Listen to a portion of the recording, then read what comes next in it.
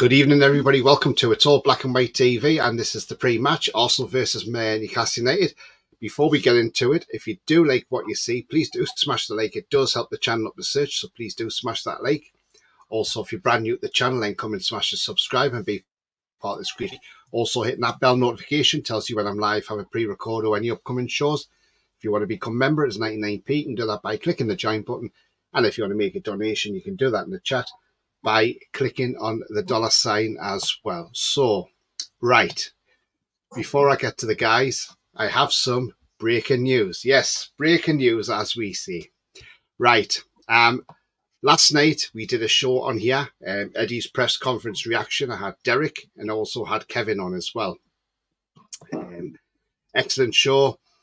Obviously Kevin had to go off a little bit earlier. Me and Derek were on for about an hour and 45 minutes. Breaking news is, in case you've missed it, and I'm going to replay it now, and it was an exclusive from the man himself, the mighty win, Derek. Yes, an exclusive from Derek, and something you probably won't hear come out of his mouth that often. And even I had to question. I even had to say to him, it's great not to be on the medication, isn't it, Derek? So here we go. Here's the clip. That's go on, Biason. Yeah, says every time someone says Dan Burn, Derek picks up. It's like when someone knocks at your door and your dog thinks it's for him. Well, Bia, you've heard it here first tonight when I've said, given certain circumstances, I would play Tino instead of Burn. That's the first time I've ever said that. Oh, bloody hell. You feeling all right? No, well, exactly, I said it earlier on, Ken. If do you think you need your medication? If Isaac and Willick are both fit enough to be on the bench, to me they should be fit enough to play, and I would start them both. For you to say that it's massive, Derek, and just proves not taking your meds is working. Tony, we need like the Sky Sports News breaking banner, like the yellow thingy across Derek's. What's that, sorry, Kev? No, I'm just saying the Sky Sports News breaking news banner that Dan Burn. There you go, breaking news. Derek says breaking news. The mighty win, says Tino from Burn. only under very extreme circumstances. Well, this is an extreme circumstance. There we go, guys. So that was last night. That was Derek, and like he says, that's an exclusive. You'll not hear that coming out of his mouth very often, and that's why I said, not taking your medication actually works, Derek, because he's not talking Dan Burn all the time. Anyway, welcome to Paul making his debut on the channel, and also Rawley's here as well. How are you guys? All right? I'm glad to be back. It's been a while. Yeah, nice to see you. Yeah, exactly. What did you make of that, Paul? What Derek said last night? Were you shocked? Well, nothing shocks me out of Derek's mouth.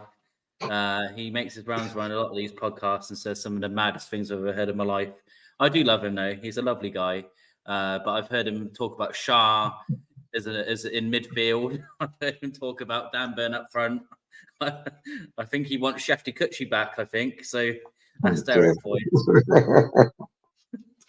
Well, last night on Toon Review, he was on there and he said he wanted this man up front, Jamal Lascelles. And everybody went into meltdown over that.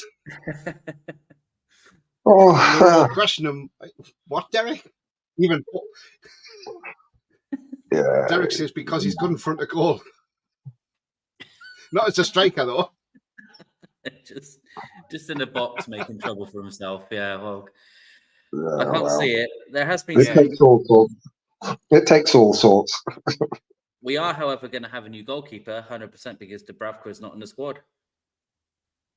Okay. So I think Karius is. I know it started as a rumor, but I think Karius is definitely starting because Dubravka has not got off the bus.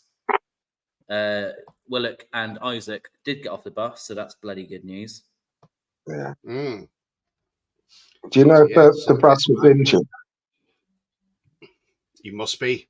Yeah. If he is, that means young Harris will be the substitute goalkeeper. Yeah, because if he'd been dropped, he'd be on the bench But it's going to be interesting. Gillespie will be the. Sorry, it'll be Gillespie one at the sub-keeper, not Harris. Unless we have 2 goalkeepers on the bench as usual. Well, we're getting players back, so you never know. I mean, it's going to be interesting to see how we get on for the rest of the season now, especially if Willock and Isak are back. I mean, the problem we've had in midfield isn't that the players aren't good. It's just they're blessed with the pace of a tortoise. And that's why we keep getting hammered through midfield, because no one can run with any sort of speed. And it also means that they can't get back to help Dan Burn. So if Willock's back, that's going to make as long as he doesn't break down again, that's going to make a tremendous difference. Even if he's only comes on for the last half hour to get some minutes in his legs, that would be just brilliant. If he is even on the bench, that'll be a big lift for the side. Yeah, absolutely. So it's looking like the news tonight that this man will be starting tonight in goal, Loris Karius, and we'll give him all our backing, because at the end of the day, yes, we all know he had that bad game in the Champions League, but people keep on bringing that up, and he had concussion that night. This guy is really a quality goalkeeper, everybody has some mistakes. He had a good Carabao Cup final last year. Couldn't do nothing about Rashford's goal because it deflected off Botman's foot. He couldn't do nothing about the first goal. No goalkeeper was saving that from Casemiro. Offside. And look, he pulled off some great saves in the second half as well, especially one from Bruno Fernandes. So, the guy's quality. So we'll give him our backing and hope he has a blinder tonight and proves everybody wrong, including the media. I mean, if it is true that he's starting, which we'll find out shortly, but say if Dubravka didn't come off the coach, you suggest that he is start. I just hope that he's more decisive than Dubravka is when the ball's played through. That's one of the problems with Dubravka, because he's not a sweeper keeper. He doesn't know whether to come on or to stay, and tends to go halfway, which doesn't help anyone.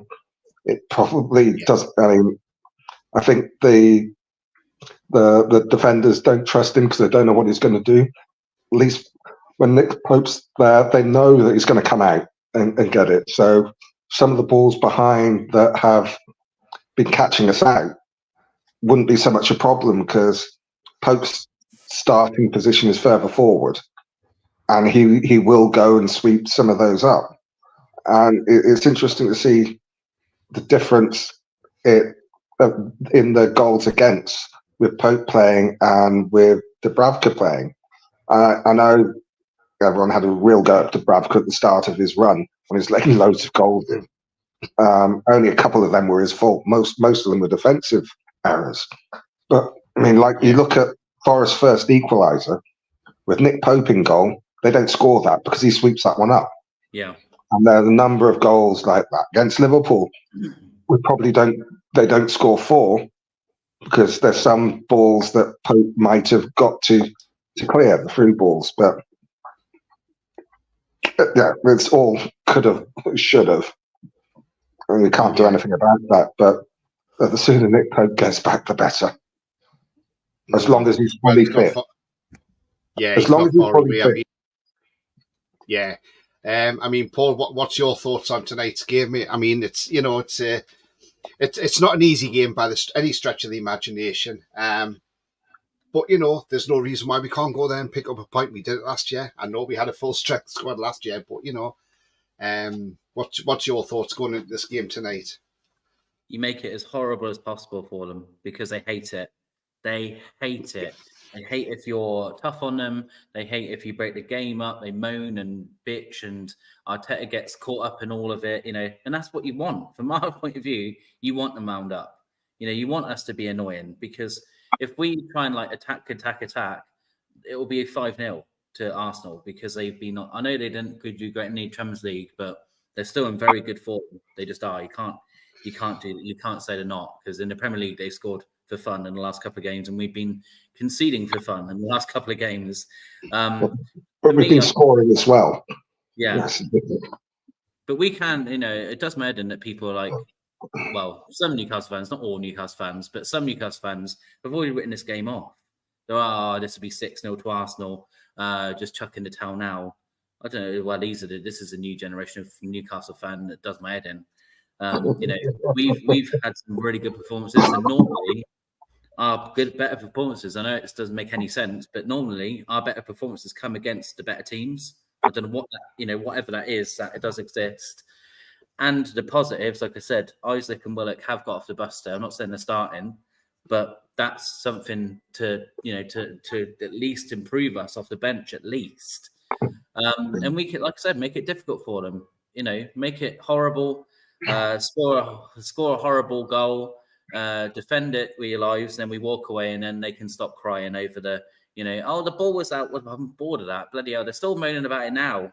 I've had so many DMs from Arsenal fans going, tonight is when Bruno gets bodied by Rice, and this is when you get the goal against you, and all. It's like, if you're not got over it yet, bloody hell, the ball was in. It's already been proved. The ball was in, Arsenal fans. It was in.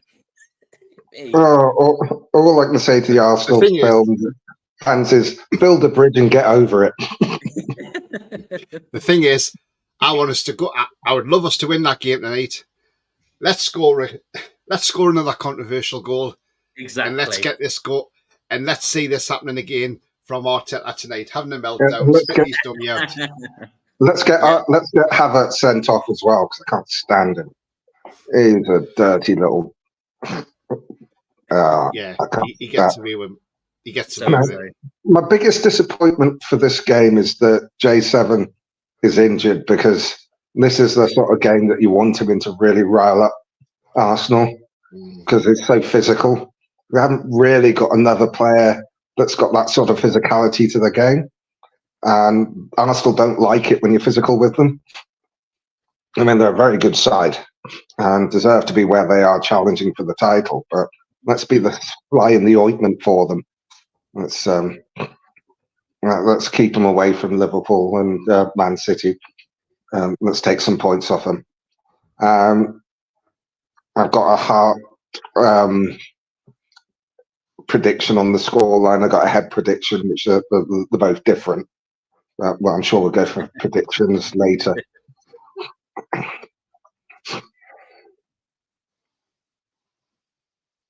Yeah.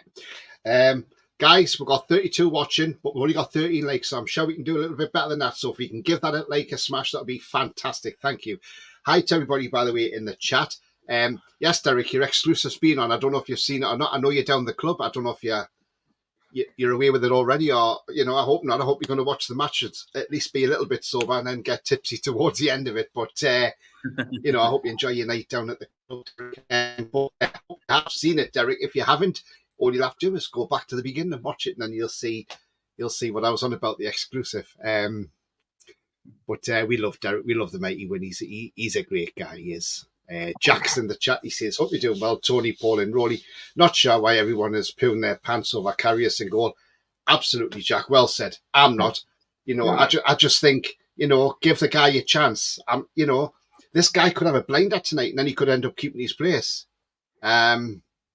And then he could put in performances which even makes Pope not get back in the squad. So, and that's what it's all about, competition. You know what's funny? Plus, you might want to put yourself in the shop window. Do you know what's funny? Is that I know it's a big if we were in the Carabao Cup final, Karius would have been starting again for us. Isn't that mad? Yeah. For the second year in a row. We should have been in that final, Paul. We should have been in that final. We should have. Yeah, I agree with that. Yeah, it's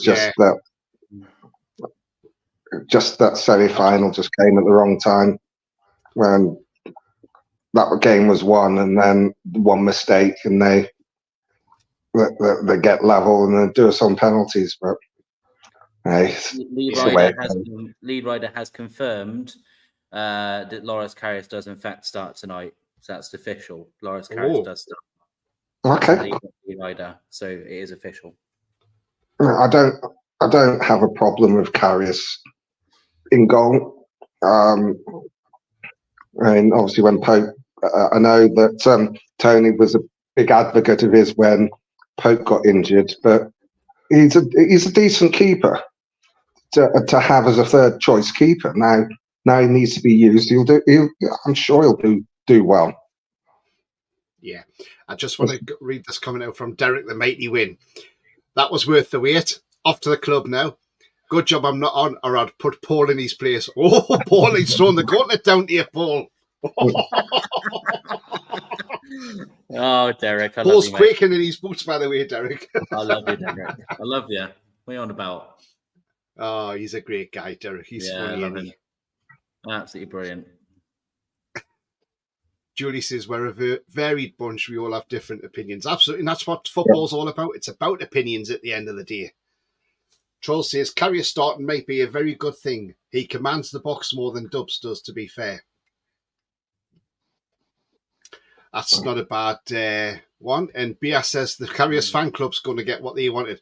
Yeah, I'm top of that one, mate, as well. I'm pleased he's in tonight. I want to see him play. But yeah, it is true by the looks of it, Julie. Well, it is true because obviously, as Paul's just mentioned, Lee Raiders actually just confirmed it. Yeah, confirmed that. You know the habit of Newcastle starting players when they put pictures up of them. I'm not saying this is definitely happening, but Newcastle have just tweeted a picture of Isaac and Willock, the official Twitter account. Yeah, talking about Joe Willock, his brother scored the winner today for QPR, Chris Willock. Good. Okay. We'll see the Mackhams got beat today as well, 2-1. You know, it's great up there for them, isn't it? You know, and I bet Mason's happy. Well.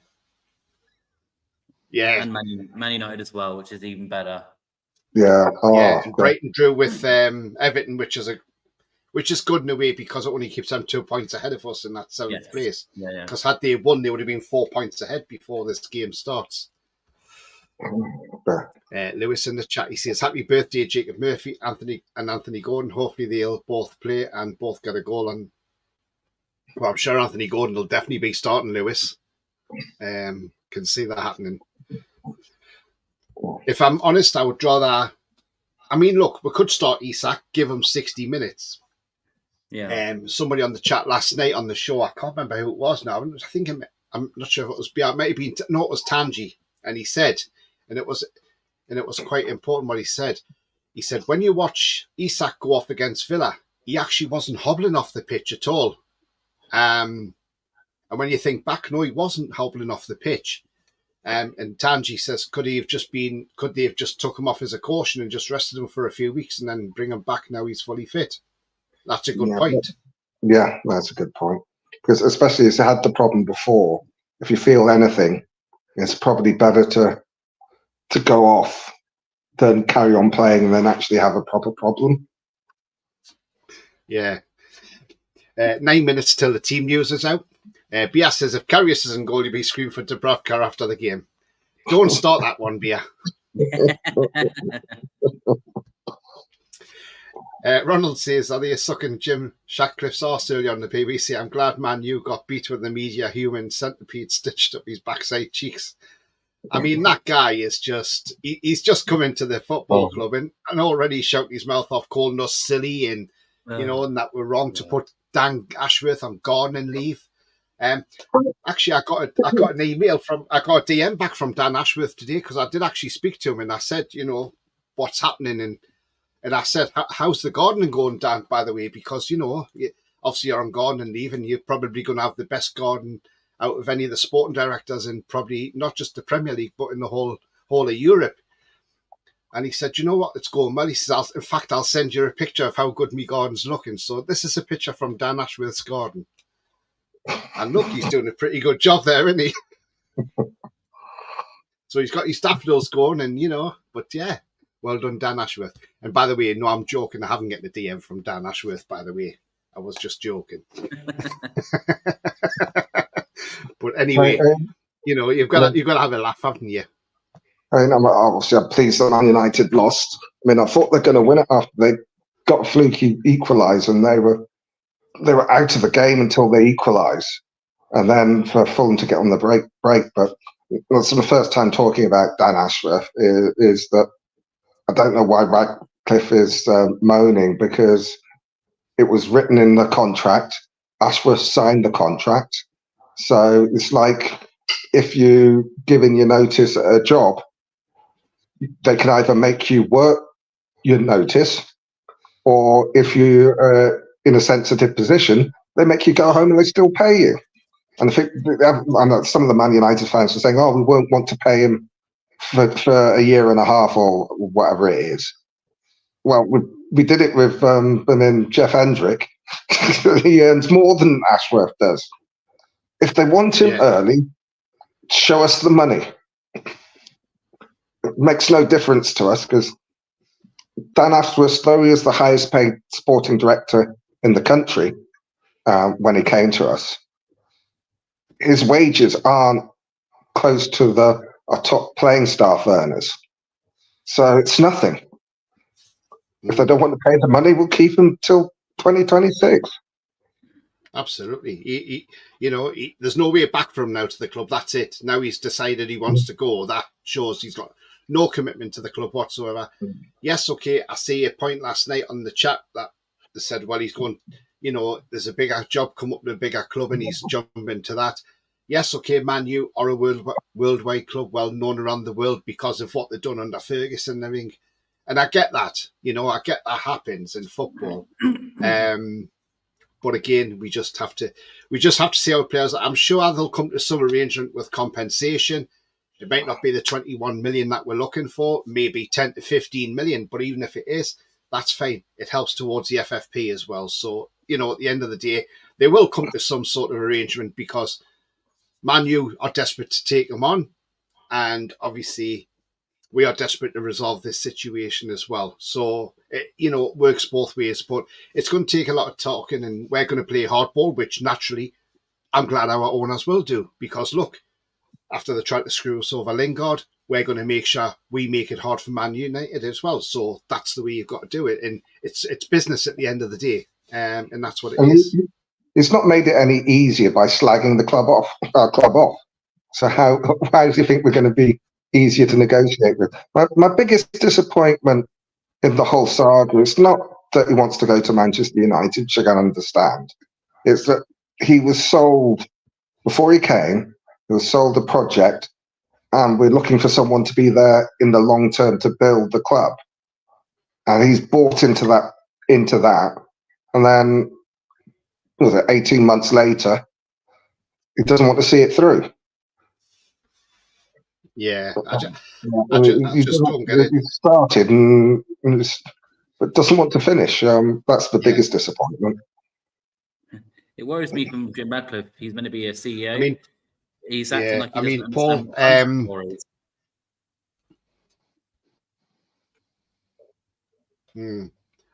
The thing is with Dan Ashworth, do you think he'll be a place in Man United before the summer transfer window opens? And do you think, do you agree that the compensation could be between 10 and 15 million? I think it has to be. Like I said, he's in a contract.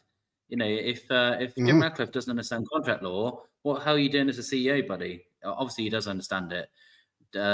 Yes, because he's meant to be here for another couple of years. We've signed him. If they wanted him, they could have got him when he was at Brighton if they were that desperate for him, if he's this big. Or go after someone not in a job, maybe Man United.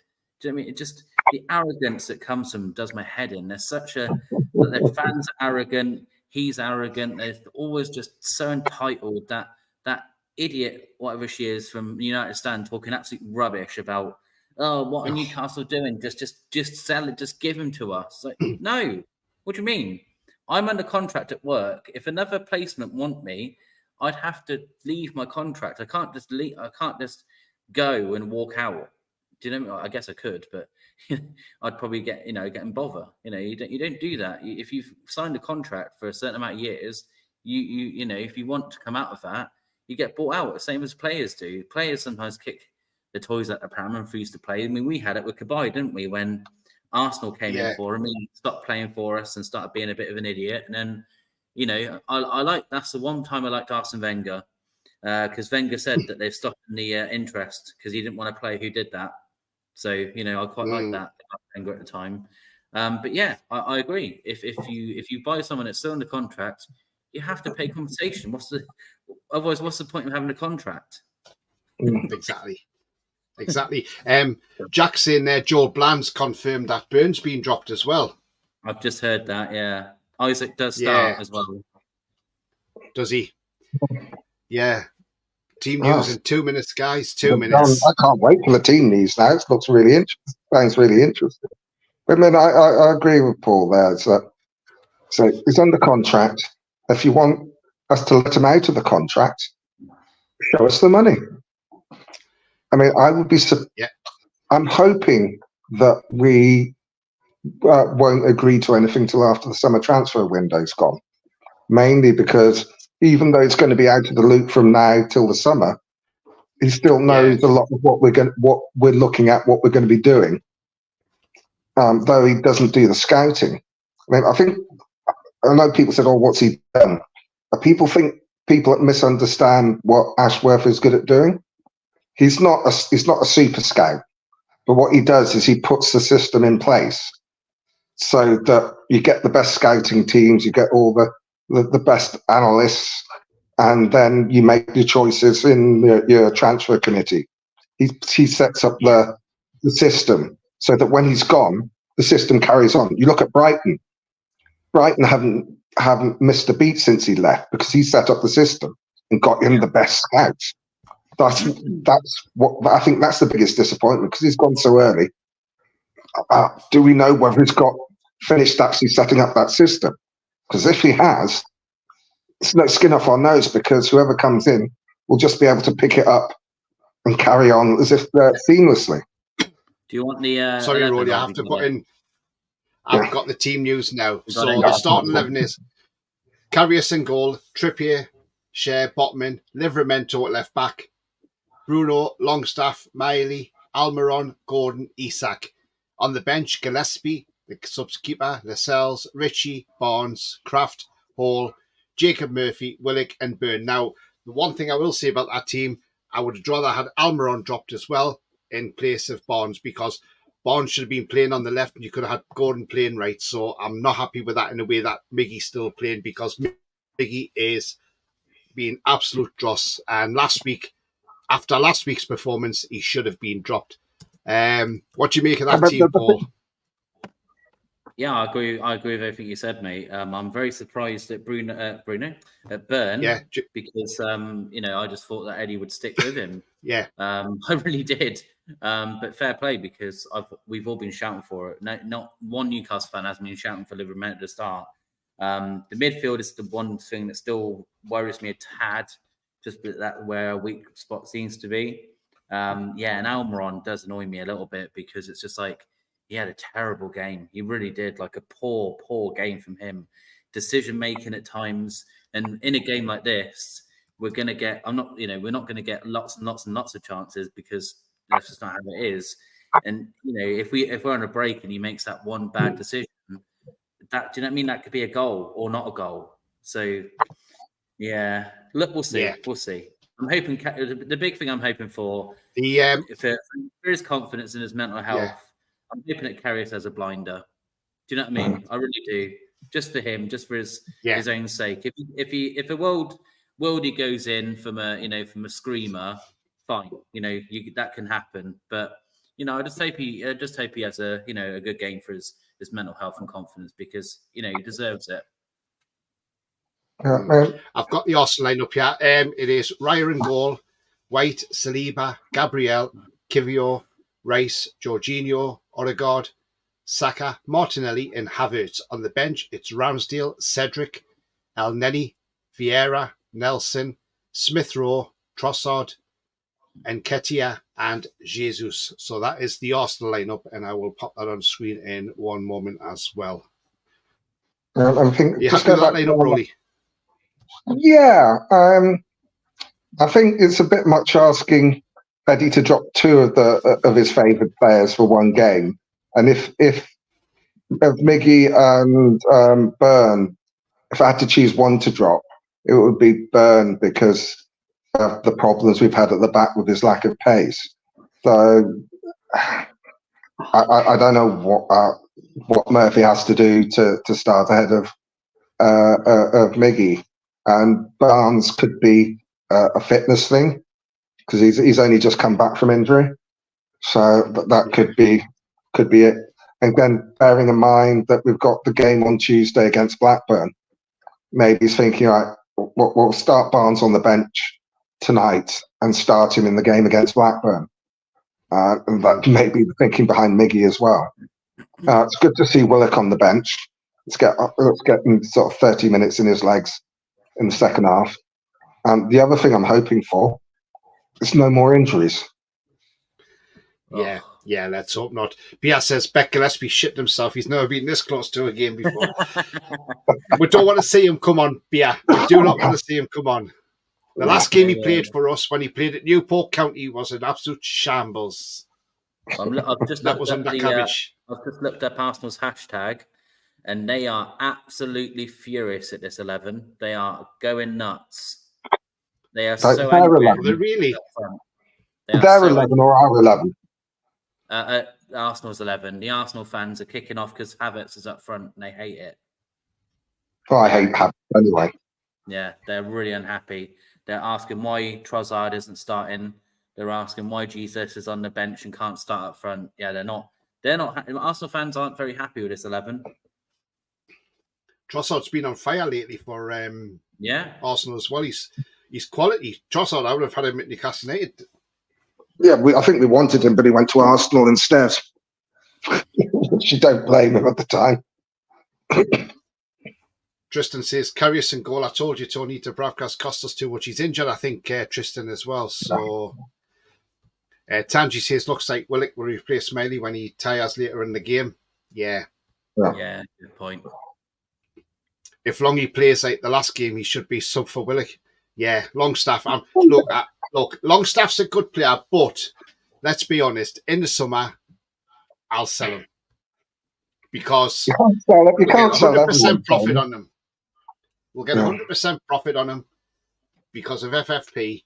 But the other thing is, well, that I looked into, if we get rid of Dan Ashworth, if Dan Ashworth goes to Man United and they pay the compensation, or as people commonly come out with the phrase, just pay the man, right? If they pay us that compensation, you do realise that whatever compensation he goes for, that means the likes of a Bruno, an Isak, or a Botman does not have to be sold in the summer because of the FFP. So, there's food for thought there.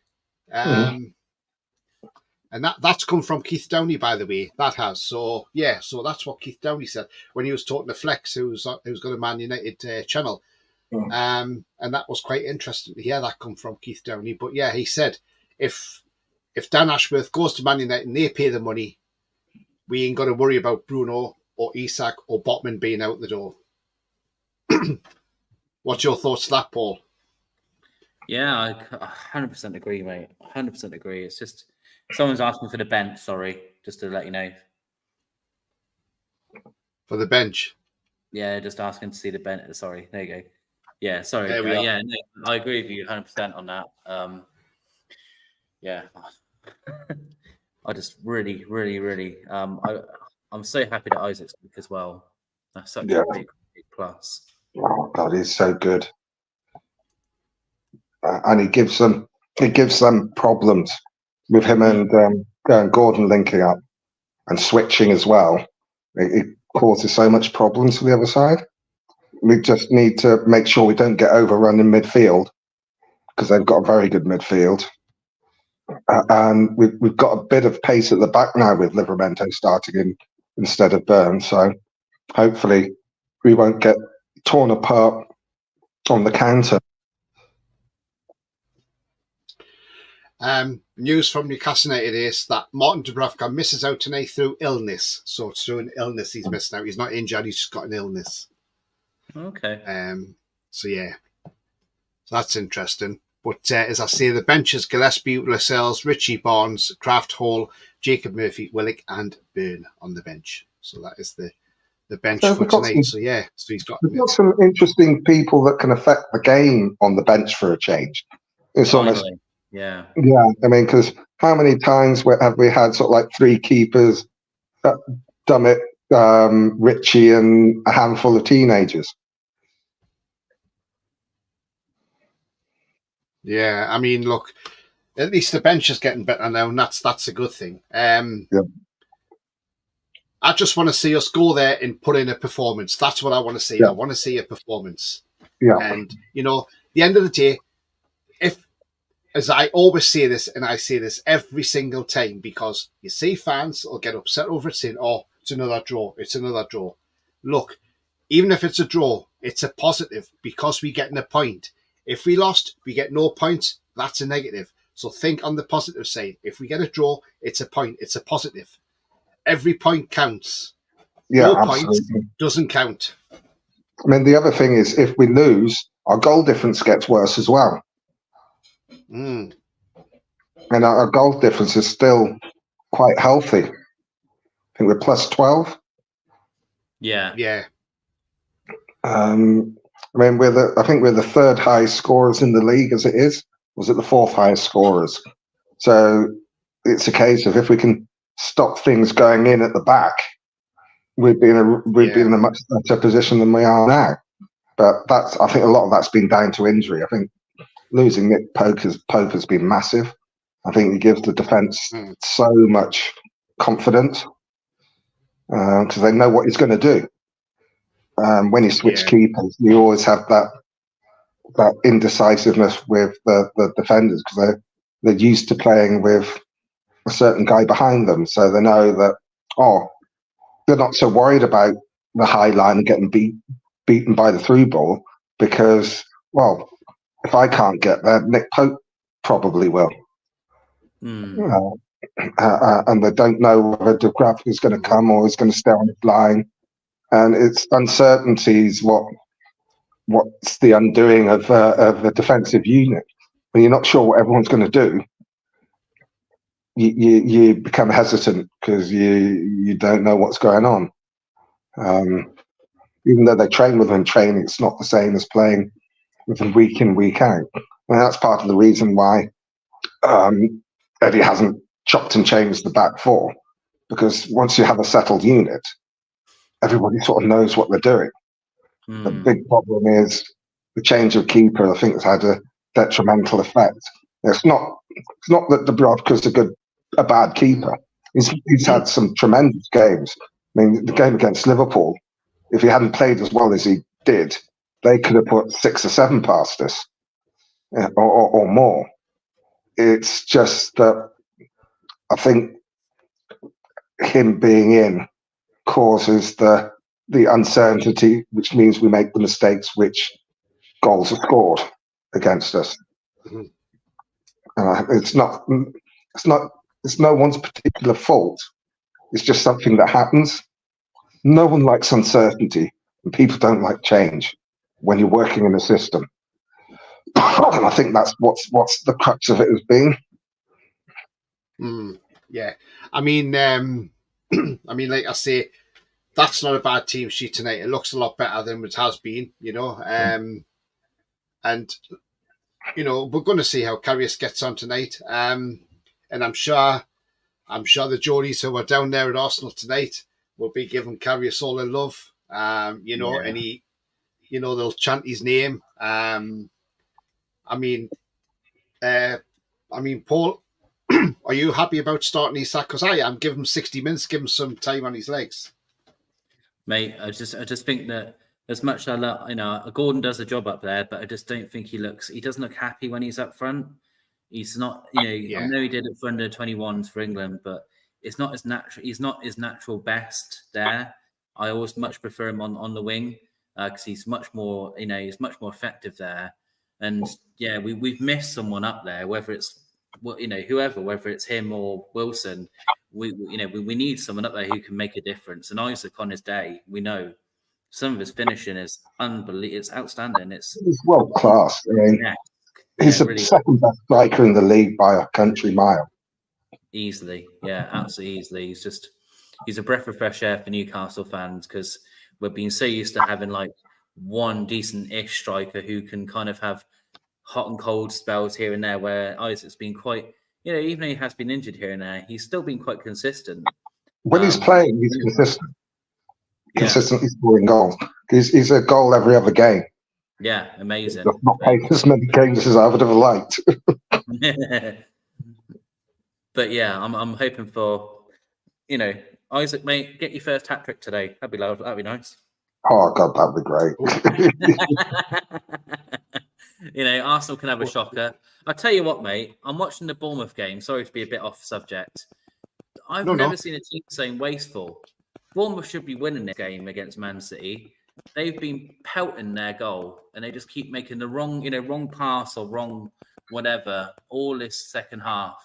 But Bournemouth shouldn't be losing this game. Man City are going to get extremely lucky if they win this. And I went to the game last week. Sorry, I've got somebody in the back room here. Sorry, Rolly. I've got somebody in the back room who's going to come on, and we're going to get his take on the Newcastle United squad team tonight. Here he is, all the way from the USA. It's our mate. It's Chris. Hi, Chris. Hope you're well, my friend. How are you? What's happening? Sorry, I'm late, man. I was trying to put my kid. No, that's fine. Trying to put my kid to sleep, but it didn't work. Karius in goal. Happy with that? Well, it surprises me. It also surprises me that he's not even as a substitute, which might lead me to believe that he might be hurt. But the boss is ill. What was that? He's ill. So he's ill. Yeah. Okay. So yeah. I mean, so it doesn't surprise me then. I mean, it's either him or Mark Gillespie. I mean, So, I mean, it is what it is. I don't necessarily think that Dubravka did anything wrong to be, sent to the bench. In this case, obviously, Dubravka is hurt. So it is what it is. I mean, I don't see it as really that big of a deal, knowing that Dubravka is hurt. If he wasn't hurt, it would really surprise me. Yeah. Happy with Isak starting? Isak? Yeah, I mean, he's got to come on. I mean, no surprise there. I mean, if he's healthy, he needs to start. We need him. We need him really. Well, that was a difference in the game against Bournemouth last weekend. I was fortunate to go to the game. I managed to get a ticket, and it was the day after my birthday as well. So that was fantastic. But you could see Gordon can play through the middle, but it's almost like he's doing it for the lads rather than wanting to be there. And with an Isak in playing, we win that game. Right. I mean, their opening goal was just a slip. You can't legislate for slips. You've got to give it to Solanke for pressing and taking advantage of the slip, but they didn't look like scoring at the time, and they got that lucky break. But yeah, we got away with them because it looked like one of those games where I was saying to the guy next to me, you watch we bloody lose this one, we'll go down to the Emirates and win. It's that sort of season for us. Yeah. No, we need him. Andy's asking a question. Andy's asked a question, so I'm going to come round the table and ask you guys as well. Right. Andy says, what's your thoughts playing Trippier in the left back position and Tino in his more favoured right back? Paul, who would you rather have left back, Tino or Trippier? I mean, look, the thing is that we know that Trippier can do it, and we know that Tino has played both as well at times. I know, I wouldn't want him always on the wrong side, but they've both played in both positions at Newcastle. Obviously, Trippier for England does get swapped a lot as well, doesn't he, with Southgate? Because sometimes when he wants to play him, that's what he does. I like it, but it's never what I like about Eddie Howe. This is not Bruce Ball. We have players who don't mind swapping now and again. So if it hasn't worked or we feel we want to swap, that's what I like about our squad now. That you might see a swap halfway through a game or for one move or whatever, So just because it's sat on the 11, do you know what I mean? Sometime through the game, it doesn't mean that one time you might see Trippier on the other side or what, to see if something else works. So I like it because it just means it's more fluid. And like I said, Tino starting for me is a big win because he's had some of his best performances, as we've seen. Man City, one of his best. PSG was a great game for him as well. So this is a lad who thrives off a big game, and this is a big game. So Tino, mate, I'm looking forward to you making some nonsense of yourself, and can't wait. Yeah, guys, we've got 50 watching live. Absolutely fantastic. So if we can smash that like, that'd be fantastic. Takes a couple of seconds just to click that thumbs up. And if you're new to the channel, come and smash that subscribe as well and be part of this great community. Chris, your thoughts on that question about Trippier left back and Tino right back, or would you keep them the way they are with Trippier right back and Tino left? Well, at this moment, I would keep him the way it is. Obviously, it can go either way. I mean, I think the Trippier can do the job as well. But everybody, fans, the majority that question Burn are getting what they want today. And so it's about Livramento, it's about Tino. You know, he's got to look in the mirror before coming out to the pitch and say, this is my time. It's my time to shine. I got to get the job done. It doesn't matter. You're going to get one opportunity, and he's going to have to take advantage of it. So it's going to be really interesting to see. I mean, it took Arsenal for Eddie to be able to change, and we'll see if it works. I mean, some people might say that you should have given him a few more matches against weaker teams, and then obviously put him with Arsenal. But at the end of the day, you can't have it all. He's on the pitch now tonight, so there's he's got to get it. He's got to get the job done. Yeah, absolutely. Yeah, Chris, I totally agree. And Ronnie, your answer to that question? Yeah, I'd keep it the same way. As I think that Arsenal tend to try and play through Martinelli more than they do Saka, though they do go down that side as well. But I think that Trippier can shut down Martinelli. And I think he'd probably do it better than Tino. And Tino has got the pace to keep up with Saka. And I'm sure he'll do a decent job as well. I just like having your best fullback in their best position. And Trippier is our best right back, so let's play him right back. And Tino, as we've seen this season, is very capable at left back. So let's play him there. And I think just going back to Tino again, he's got this opportunity. Dan Burn's been dropped, and he's been dropped for a reason. You need to pick up the baton and actually run with it, so that you can cement that place for yourself. Yeah, absolutely, Rory. And I'm in agreement as well. I'd rather keep Tino at left back, to be honest with you. He's taking, I'm not saying Trippier can't, but Tino can deal with the pace of Saka as well. And it's nice to see that Eddie's actually had the balls to do this. I don't know if somebody's had a word with Eddie Howe and said, look, come on, Eddie, this is work. Maybe one of his coaching staff have said, look, Eddie, come on. If you keep playing Burn, we're going to get murdered every game. We don't know. But we're vulnerable. At least we've not. Well, at least with Isak playing tonight, takes out Derek's thoughts from yesterday on TTR when he said, play Lascelles up front. I think the other thing about switching now is you can imagine the Arsenal players licking their lips having to play against Dan Burn. Now they find out it's Tino. Yeah, so that's good. And like I said, our fans are kicking off about their 11. They're very annoyed about their 11. It's amazing. I gather you're watching that game, Paul, because I saw you with your head in your hands. What's happening, mate, in that game? Is it? Honestly, Bournemouth, how have they not scored? The guy, one-on-one, it's a great header, and it's just skimmed the post. Bournemouth should be drawing this. They should be winning this game, not just drawing this game. They're still losing right now, but I don't believe it. Bournemouth have been, to be fair to them, Bournemouth have been brilliant. Man City have been poor. I mean, in a way, I mean, if that's the case, I'm not watching the game. It does make our draw not seem quite so bad. Yeah. But Bournemouth took a while to get going, but they are a good side. And I'll take it to you. I mean, they haven't quite got the quality to sort of challenge for top half, but they're one of these teams that there should not be no danger of relegation. And no one's talking about them being there. They played some good football last weekend. I mean, their goals mean, the second one was a really good, a good strike. Put it in the place. The only play they missed again. Solanke just done a bicycle kick and it's just gone past the post. Oh gosh! Oh, it would have been a phenomenal goal. Oh man, Bournemouth. David says Lascelles will make a great number 9 laughing.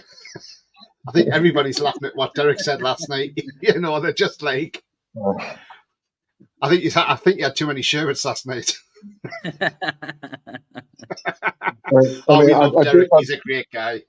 Yeah, he's great. I do want Man City to win this game. So because we're going to hopefully knock Arsenal out or put them back in the title race, we need someone to win the title other than Liverpool. So I say that because the girlfriends are Liverpool fans who didn't like me saying that. I don't want Liverpool to win the title. Yeah, they can win the Carabao Cup. Last night. He wants us to play a 7-2-1, Derek. if that's the case, go and get Oz, Dennis, Neville off Ederson, time to build a brick wall in the goal. Yeah. That way Arsenal won't score. Roll Me One Kenobi is enjoying the show, and he says, I hope you guys, as a neutral, he says, I hope you guys humble Arsenal tonight. He says, I love watching Miley. The kid's a baller. I would love a young quality player like that at Madrid. So he's obviously a Madrid fan. You've got Jude Bellingham, mate. He's one hell of a player, isn't he, Bellingham? I mean, what a season he's having. He's up there as one of the best in the world. The only thing about Miley, which is not his fault, is he's got no pace. He's got everything else, but he's got no pace. And he can't teach that. So he's going to have to maybe be more disciplined in his defensive duties. But the kid can, he could go all the way to, he's going to be a star at international level. Chris, I mean, I don't know if you caught the beginning of the show. Did you see my exclusive I put on at the beginning of the show? I did see the Derek video, man. I cannot believe my ears, man. But in deep down inside, he believes what we're telling him. He just wants to disagree with everything. So, we love Derek, but he just wants to agree. He just wants to argue with us. But he knows that Burn is not his fault, man. It's just he's not gonna tell the manager, no, I can't play there. He's gonna try to do whatever he can.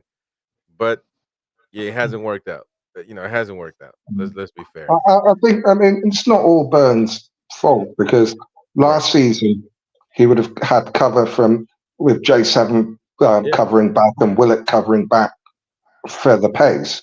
Well, they've been injured, so he's not had that cover from midfield, and he's been isolated.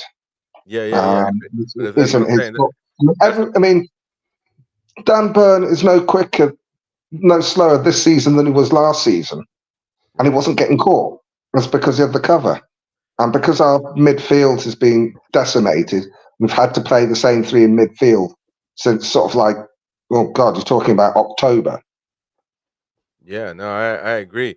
But this has been going on for a while, so Eddie Howe should know already that the midfield doesn't help him out. He doesn't have pace, and obviously, he's not a left back. I mean, you know what I mean. So if it was Livermento's not a left back, but he is a fullback. So essentially, it might not be his profile, but he'll have the characteristics that you would need. And so that's not into his advantage. And like you said, the midfield would help him out if it was there. But Eddie should know that we don't have a midfield at the moment. Longstaff is not pulling his end of the bargain. But I disagree with you there. I don't think he's been as bad as everyone's making out, because last season he was the scapegoat when things weren't going right. I didn't think it was brilliant last Saturday. I thought he had a decent game. He wasn't bad. Yeah. It's the pace, getting caught by players with pace is the downfall. And that goes for all of the midfield. I thought he had made some decent passes. His positioning was pretty good, some good tackles. But Longstaff isn't the player that's going to shine as being fantastic unless he scores. Well, I wouldn't necessarily look for a midfielder like Longstaff to score. Like I wouldn't. To be fair with you, I wouldn't. You know, obviously scoring is a big deal if he can do it, but that's not his job. So I wouldn't necessarily say that he's been performing in the midfield because he scored. I mean, to be honest with you, I'm not trying to say that. But yeah. I'm just saying that people don't think he's had a good game unless he scores, and he doesn't score. Doesn't score that often. Though I think he's scored more goals this season than the last couple combined at the moment. He's scored quite a few goals this season. Yeah, which is good. I understand. Yeah, I mean, look, we've seen good parts from Longstaff. We've seen the bad parts. Recently, I don't think Longstaff's been that great, if I'm honest. Look, yes, the other week he got a couple of goals against Luton Town. And what else did he do in that game apart from score them goals? In my opinion, not a lot. I think when he swapped Miley over with Longstaff, Miley looked better on that left rather than Longstaff. Because neither of them are left-sided players, because last season Longstaff was playing on the right. And he's because we've got no options, they just had to play him where they can, and if it doesn't work, they swap him round. And I don't think that Longstaff was going to play as many games this season as he has, and the same with Miley, because of injuries. If we hadn't had the injuries in midfield, I don't think he'd have played as many games as he has. Yeah, I'm going to come to, obviously, Paul and Chris, and I'm going to ask them this question, right? And I want your honest answer, lads. And, you know, and you can tell me if I've got it all wrong or whatever. Now, in the summer, if somebody comes in and says, we want to buy Sean Longstaff, I would snap their hands off and say, if you want to pay 25 million, take him now, you know, because it's FFP. Your thoughts, Paul? Would you sell Longstaff in the summer, yes or no? No. And why? Not for 1 second. I really like Longstaff. I know he's not in his best vein of form, but if you think back when he was in great form, when he was injured, and I remember the whole fan base crying out, "We want Longstaff back! We want Longstaff back!" They were looking forward to his injury being up, you know. And then when he came back, he was okay. I think he is definitely a bit off the pace. But I agree. But on his day, I think he's phenomenal, and I think it would be, you know, I just like the fact knowing that we have people we've actually, you know, built from this, you know, from the academy, you know, give them that backing, you know, and then seeing them become, you know, I'm not saying that Sean's going to be forever a starter for us, because he probably, you know, with where our trajectory probably will be one day. I don't think he will be, but having him as at least as like a sub or someone that can come on and do a job for us, and, you know, be a good, you know, good second string player, or, you know, whatever, then I don't think that's ever bad for the club, because I think you do need, like, the whole argument of Paul Dummett is the same. I know they're not the same thing, but I've always said that you need that through line of, like, someone who understands the club, who understands Newcastle, because like I said about Man United, and today's proved again, they've got a whole squad of mercenaries who don't care. They don't care about Man United. They couldn't name you who played for them in the 80s. Couldn't name you more than one player off the Busby times, I bet you. You know, they're not real. They don't care about the club. There's no love for that club there. And I just think that if you get rid of people like Longstaff, and I know Burn will go or retire or whatever. I get that. And Paul Dummett will as well. But I think you just need that in a club to kind of keep that closeness to the town. Because if you are just a full squad of, like, people who don't understand Newcastle, I think we lose a bit of our identity a little bit, and we just turn into a bit of a Man City 2.0, which I never want for us. I never want that. I want to win stuff, yeah, obviously, but I never want to be like a joke of Newcastle, where we've got players who, if you ask them, you know, hey, do you remember the Keegan days? They probably turn around and go, who? You know, I don't want that. I don't want that in the club, personally. Yeah, I agree with what you're saying there, Paul. I mean, look, we have seen the best of Longstaff. I mean, under Rafa, he was brilliant. Yes, he lost 2 years of his footballing career under Steve Bruce, because, you know, it was Bruce's tactics, non-training. and it took a long time for Eddie to get Longstaff back to the quality he was under Rafa Benitez. So I do get where you're coming from there. I was just thinking because of some of the performances I've seen and that he's only got a year left on his deal, will the owners either say, we'll give him a new deal, or will they cash in on him in the summer, knowing that for FFP reasons, you'd probably rather lose a Longstaff than you would rather lose Bruno Guimaraes, you know? So that's what it comes down to. And we're going to have Tonali back, and he's going to be like a new signing next season, isn't he? So we'll see what happens in the summer. I think the thing with FFP, a lot of it will be determined on what compensation we get from Manure for Ashworth, because that takes a lot of pressure off. But for me, in the summer, of the senior players, if we're going that would get any sort of fee that you want to sell, I'd sell Miggy and I'd sell Wilson, provided we can get 20 million for both. And then with the Ashworth money, that gives us a real financial platform to build off. And that is the talk of Bruno. Bruno only goes if someone hits that release clause, and he wants to. I just want to come to Chris quick. I mean, Chris, what do you think about Longstaff? Would you sell him in the summer, or would you keep him as a squad player? Well, you can make the argument of both. I don't think he is a starter for the team, with all due respect.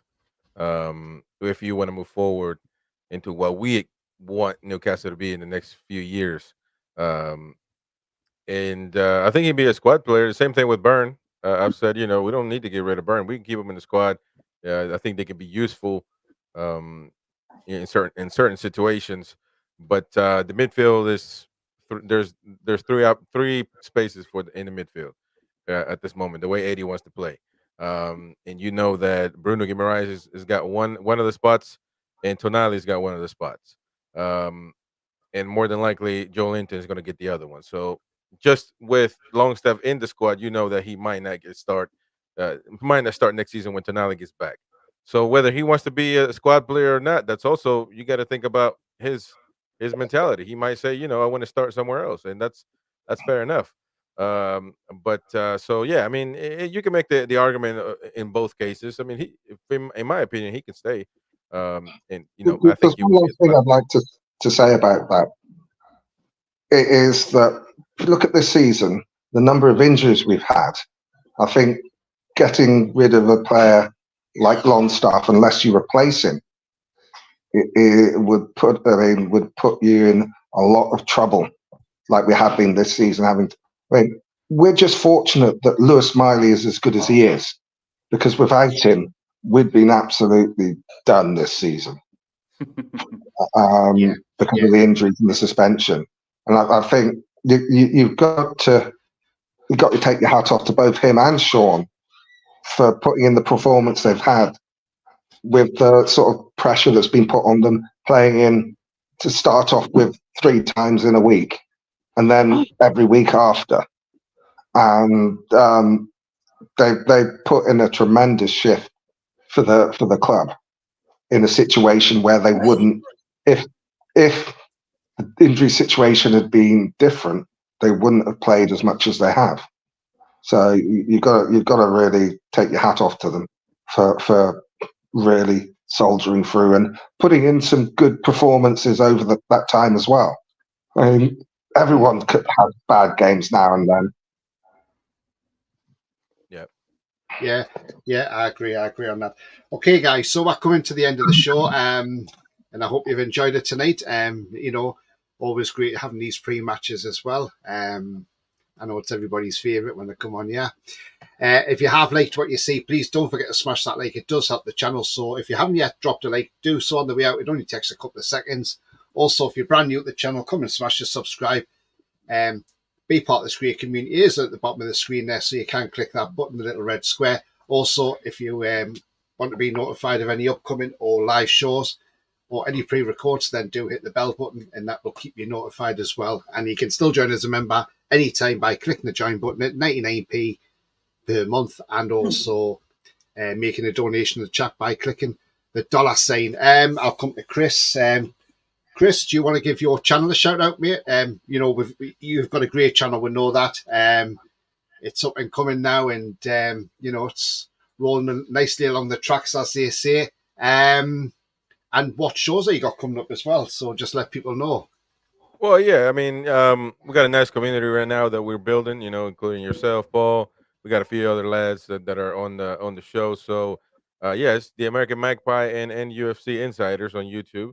And tonight after the match, we're going to be doing the match reaction. As soon as the match is over with, we're going to be doing the match reaction amongst a lot of fat lads. So, you know, I'm sure most will join since it's an away game, anyways. But yeah, no, I appreciate your support, and I appreciate you having me on, Tony. Thank you, brother. Sorry, Yeah, sorry no that I problem. showed up late, man. I had to watch No, my you're kids. all right. Hey, don't worry. Hey, life's busy, Yeah. Chris. Don't worry about it, mate. Honestly, don't worry. Life is busy. I mean, you know, Yeah, I'm going to be busy next week because I'm away for 3 days abroad, but yeah. I've had to download my VPN, my Node VPN, because obviously I need that to watch the match on Tuesday night because I won't be in this country. So, but I'll be doing my pre-match from over there as well. So I'm just hoping the Wi-Fi is great in the hotel, so it should be. Paul, great to have you on, mate, for the first time, and you know, be having you on plenty more as well, hopefully. How have you found coming on the channel tonight, mate? It's been horrible, awful, just really bad. Oh, thanks, mate. No, it's been brilliant. It's been really good. No, awesome, man. Like I say, yeah, just I took a bit of a bit of a break from podcasting a couple of weeks ago. Just to kind of took some time in and come back and just being invited to all of these lovely channels, and it's awesome. You know, I'm working with Chris a lot, which is really awesome, and you know, doing some stuff here and there. You'll see me around, and you know, Billy from the Team Review has asked me to do some stuff with him, and you know, so it's all good. It's all good. Absolutely, mate. And you know, that's how I started out, by being on a channel and then have my own channel. And you know, I didn't think it was. I was a bit worried about taking the plunge of having my own channel because I thought, well, there's a lot of channels out there. You know, am I going to get anywhere? But you know what? I stuck it in. I thought, you know what? Let's go for it. Let's do it. What have I got to lose? And look, I've got fantastic fans that come on here. I've got West Ham fans come in the chat. Daniela, she's brilliant. Trevor's been on there tonight, the Leeds fan. He's absolutely fantastic as well. And I don't mind opposition fans on the channel as long as they behave themselves. That's what I say to them. Behave yourself, and I don't mind you being in the channel. But yeah, absolutely. And nice to see you again as well, Rolly. And yes, so I'm going to come round for the predictions now. So, Paul, what's your prediction for tonight, then, mate? You know what? I know that this is more my heart, but I don't care. I love when Arsenal fans up in particular. I'd love like I said already, a horrible 1-0 where the goal's really horrible for them and they hate it and they VAR or whatever it is. I just love it. That's what I'd love. I'd love it to be a horrible 1-0 to us. So that's what I want. Yeah. Chris, what's your score prediction tonight? I think 2-1 the Toon. Yeah. Nice one. What's yours, Rolly? Oh dear. I'm going to go with my heart and agree with Paul. I want a controversial 1-0 win, like a VAR penalty would be brilliant in the second minute of stoppage time for one of those ones where the ref's not given it and he's taken over the screen and he's shown it with the freeze frame and then run back and forwards a few times, and it's one of those ones where you think, "Oh, I don't think he's going to give it," and he gives it, just so that Arteta can throw his dummy out the pram, and the Arsenal players can moan because they were moaning that it was 112 days, I think it was, since they said that VAR and Newcastle cheats robbed them of 3 points. That you didn't score, so you weren't getting 3 points anyway. And the ball was in.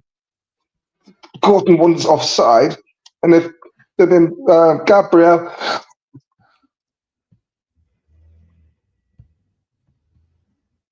Yeah.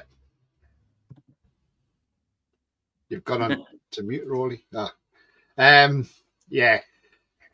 David says he didn't behave himself on Mark Goldbridge's channel this afternoon. He's a Forest fan anyway. David says the ball was definitely out. Look, guys, I'm going to have to go now. That's what they're saying. So enjoy the game. I'm going to have to go now, so enjoy the game. And let's hope for a 2-win. We are going as well because we're going to get sorted out for the game. But as I always say, remember, the future's bright. The future is definitely black and white. It's bye-bye from me. Goodbye from me. All the best. How are the lads? Come on. Come on, let's do this. Yeah.